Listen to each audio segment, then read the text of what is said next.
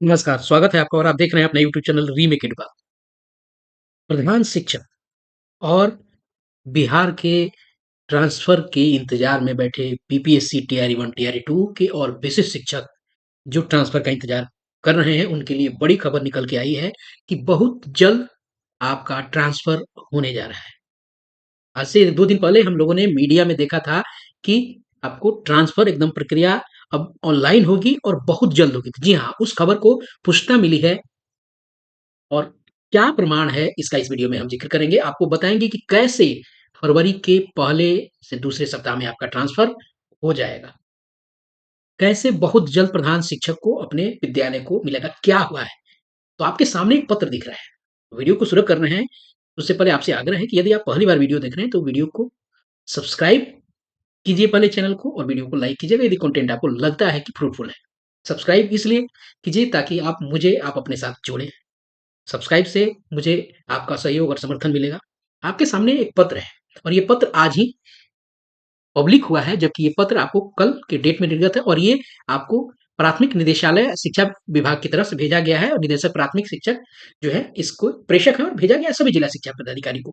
और ये है राज्य के प्रारंभिक विद्यालयों के शिक्षकों की संख्या के मानक निर्धारण। अभी क्या जरूरत पड़ गई जनवरी में मानक निर्धारण की? तो जनवरी इसलिए पड़ी है क्योंकि ट्रांसफर की प्रक्रिया अपने पूरे जोर में है, पूरी तेज़ी में है और इसके लिए कुछ दिन पहले आपको यूँ 18, 19, 20 के पहले डाटा माँगा गया है कि कहाँ कितने बच्चे हैं और कितने शिक्षक आपको माँगा गया है, अलग-अलग जिलों में अपने प्रखंडों के। अब उसकी एंट्री के लिए यहाँ ऑफ़िशियल पत्र आ गया है, जबकि बहुत सारी जगह एंट्री हो गई है। इसको ऑफ़िशिएट किया गया है, ऑफ़िशिएट होने से पत्र से होगा क्या कि चीज़ें जल्दी एग्ज़ीक्यूट हो जाएँगी। अब इसमें ये निर्धारित किया जाएगा कि कितने बच्चों पे कितने शिक्षक रहेंगे। तो अभी निर्धारण के पहले अभी जो निर्धारण हो रहा है इसका कारण यही है क्योंकि विद्यालयों में पता चले कि भाई कहाँ कितनी वैकेंसी बन रही है ताकि वहाँ जो शिक्षक और भेजने हैं वो भेजे जा सकते हैं। इससे एक और डाटा निकल के आएगा आपको वैकेंसी जनरेट करने के लिए भी होगा। प्रधान शिक्षक चूँकि विद्यालयों में पता चलेगा कि कितने विद्यालय हो रहे हैं, वहाँ किस तरह से व्यवस्था करनी पड़ेगी। इससे प्रधान शिक्षक को भेजने में भी आसानी होगी। बेसिकली ज़्यादा सहयोग ट्रांसफर को मिल रहा है। तो आइए देख लेते हैं कि कहाँ और कितने शिक्षकों की ज़रूरत है और कितने प्रधान शिक्षक किस स्थिति में लगेंगे।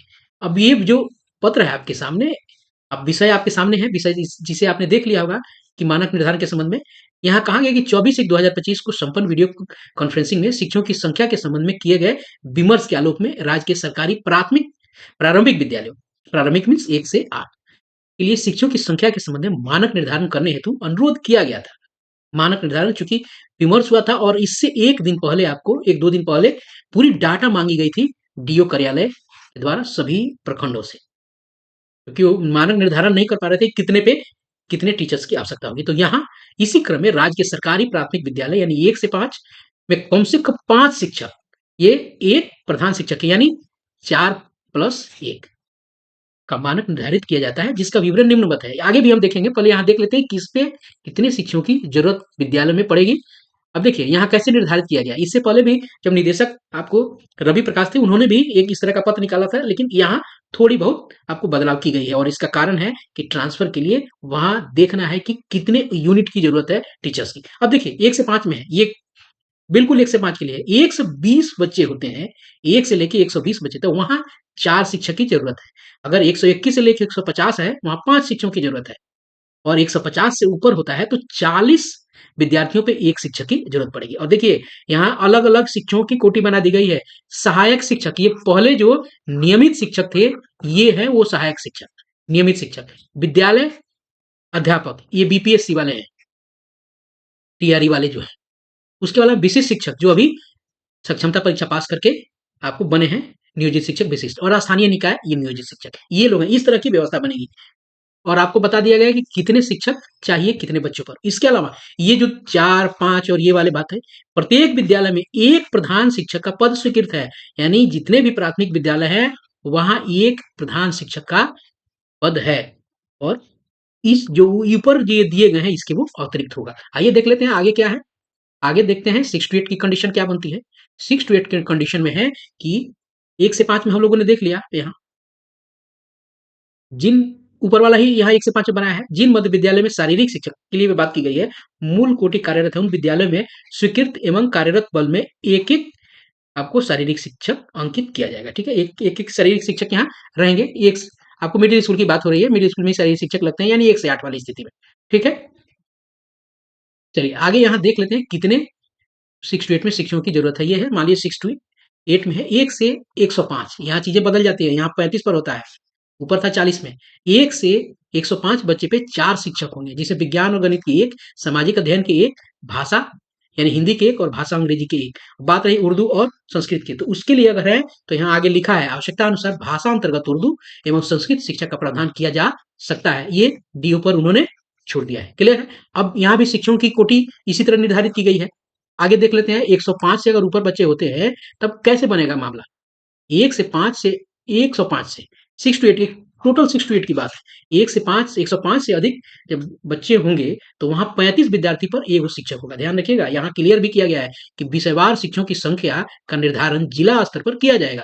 विषयवार नामांकन अधिक होने की स्थिति में विज्ञान गणित के 1 से अधिक शिक्षक रखे जा सकते हैं। उर्दू और संस्कृत पढ़ने वाले विद्यार्थियों वो दृष्टिपथ रखते हुए इन विषयों के शिक्षक के पद का भी प्रदान किया जाएगा। ध्यान रखिएगा। और मध्य विद्यालय में ये उपरोक्त जो भी व्यवस्था बताई गई है शिक्षकों की, उनके अलावा एक प्रधानाध्यापक का पद स्वीकृत है जो उपरोक्त के अतिरिक्त है। ये कहानी है। उसी तरह मान लीजिए कोई भी 1 से 8 का विद्यालय है और वो माध्यमिक और उच्च माध्यमिक के साथ टैग है, तो वहां वही कंडीशन लागू होगी जो कंडिका 1 और कंडिका 3 में बताई गई। कंडिका ये है, कंडिका 2 और कंडिका, हाँ, खंडिका 1 और यहाँ 2 में बताई गई है। क्लियर है। 1 से 5 वाला कंडीशन भी लगेगा और 6 टू 8 वाला कंडीशन भी लगेगा।